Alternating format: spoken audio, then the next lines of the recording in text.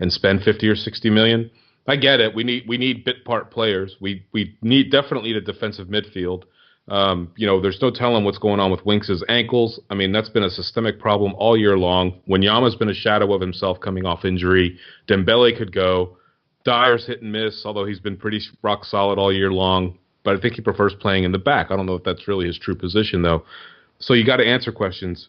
Who's going to back up Kane? It's not going to be Llorente next year. So who is your backup striker? Is it Charlie Austin? Is he good enough? His knees are probably worse than mine, and I just had the second one replaced. So I don't know how much gas that guy has left in the tank. Jay Rodriguez has been mentioned. There's got to be a striker out there that is probably currently starting that if you pay him enough money will be content sitting on the bench playing in cup matches and doing the business that way. But who's that player? I don't think it's Ciro Immobile.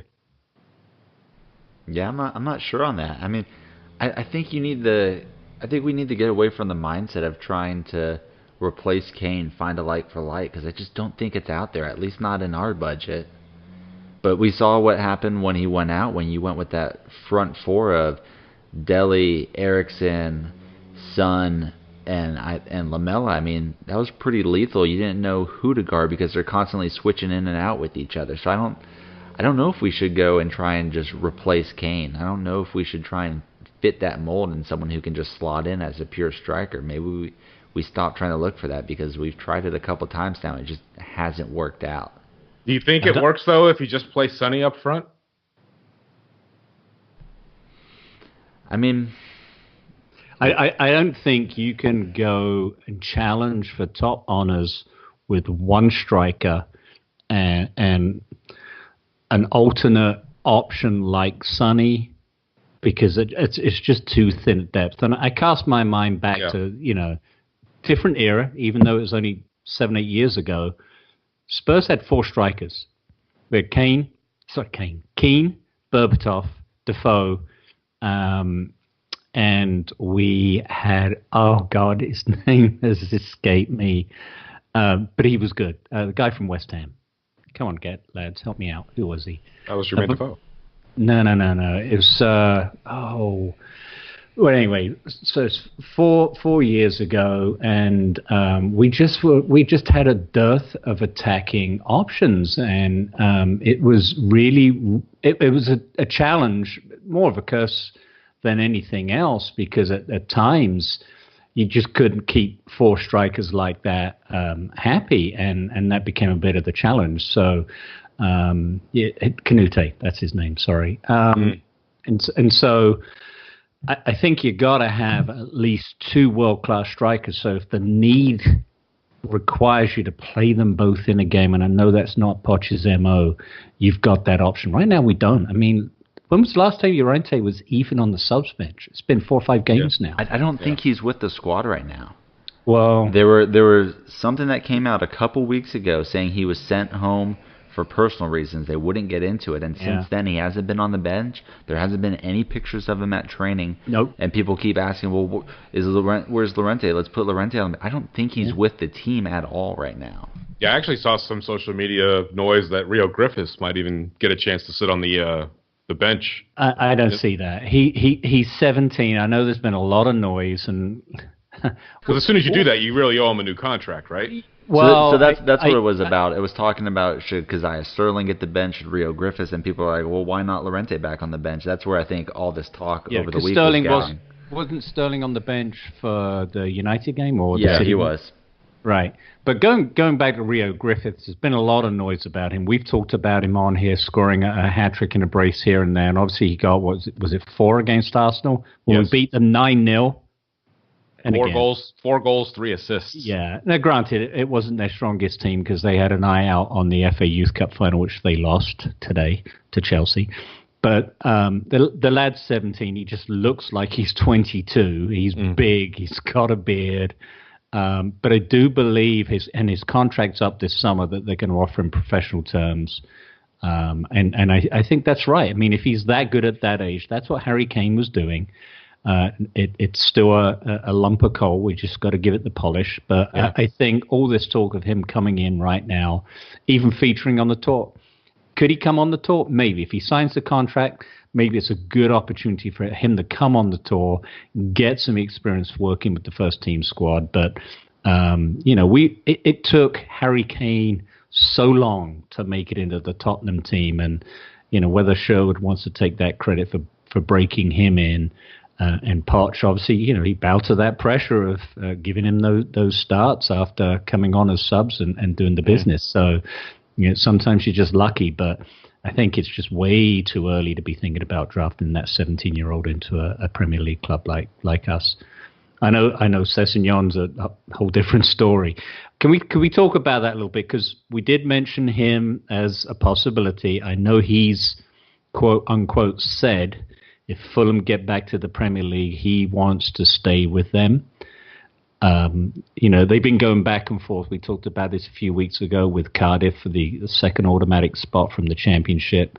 Cardiff played their extra game midweek last week that took them back to second. I think there's only a point in it in the last games of this weekend. Fulham away to Birmingham, and I think Cardiff home to Reading. So the advantage is really down to Cardiff, and it's going to put Fulham into the playoffs, and anything can happen. It's an absolute crapshoot. I mean, throw the form guide out the window. It's a two-legged, semi-final before the day at Wembley, but I want to see Fulham back in the Premier League. I've got this kind of perennial soft spot for them. I love Craven Cottage, kind of like I think Rob White feels the same. A lot of Spurs fans that just love going to the Cottage. It's an awesome football ground. It's a throwback to a different era, and Fulham's just one of those kind of family clubs. But if they miss out and they're stuck down there, then I think we might be able to pry them away. But if they can pull it off and take that third spot, it's going to be tough. It's definitely going to be an interesting offseason. Like as Tim mentioned earlier, it's going to be very quick, very rapid fire. Things are going to have to happen early. Players are going to be off on international duty. I'm sure there's going to be teams. Do I want to take a chance on this guy? Is he going to get hurt playing in the World Cup? Obviously, you can't think like that if you're trying to acquire players.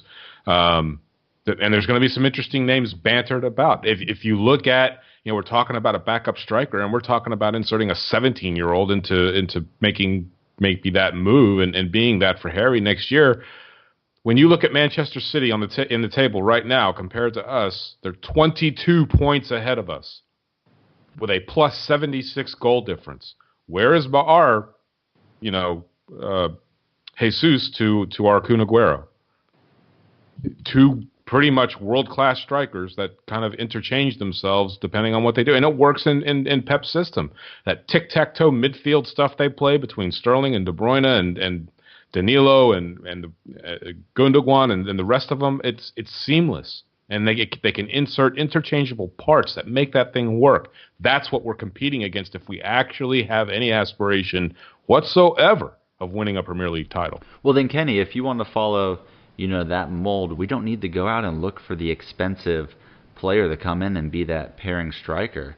Look at where they got Jesus from. They plucked him out of South America. True. A youth player from an unknown, well, I'm not going to say an unknown club, but sort of an unknown player when they plucked him out of there. So that's where they went and got him. Look at what they did with Sane. They're not going. Some of these players that are killing it for him right now, they're not going out and paying the world record fees for them. Now, we all know they're paying that for the defensive line, but when you're going out for some of these stars that are playing up front for them, they're finding that youth talent. I think that's where we're going to be looking at again. You know? There's the Jan Fiete Arp, who's out there, that young kid from, I believe it's Hamburg. We can go back in for Malcolm. He's not going to be cheap, but I think it's these young players that are. But if you pay a little more for Malcolm and you get Max Meyer for dirt cheap, I think that's an even trade-off. If you can get both of those to come in and help, because Max Meyer can also play at CDM. He can help in that midfield that's going to be so depleted after this offseason. I guarantee it. I love those moves, but yeah, I mean, I think that's where, if we're looking at someone to pair for Harry or someone who can come in and give him a rest, I don't think it's going to be a big-name star that's really on our radar right now. I think it can be someone who's more of like an 18-year-old, 19-year-old who's showing some flash, but maybe he's not getting the big news stories right now. It'll come out when the transfer window starts heating up. You'll start hearing about these players, but right now I don't think there's the talk about them. All right, let's switch gears really quick.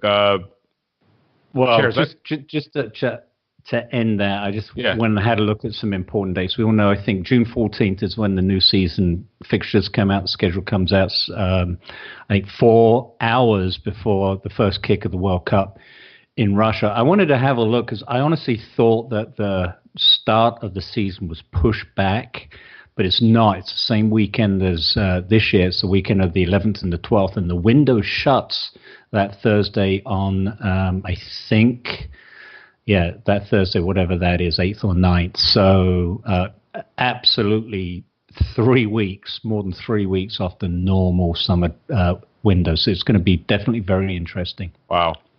I think it's going to benefit us a lot, and that's what Poch has been saying. You know, we're finally going to have the squad before we start the season. None of this waiting until the last day, and you're going to have players going out and bringing in 3 guys within the last week. None of that bullshit anymore. No, you look at a player like Aurier, who probably of anybody needed an entire preseason with Pochettino and that staff, and he got nothing. And it kind of showed. I mean, he's still a little bit of a wild card, so I'm anxious to see how he does next year. A lot of bit of a wild card. Ask Chairs. How do you feel about him, Chairs? He's up there with Sissoko in likability. That's harsh.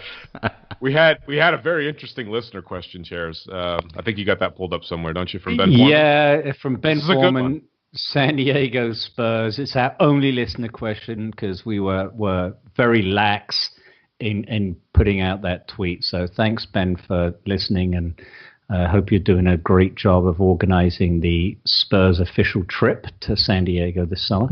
So his question for the 3 of us, and I'm not going to go first, but we'll let Ken, because we know who it's going to be. But if you had to bring one Spurs player home with you for a week to live in your house, eat your food, etc., who would you pick?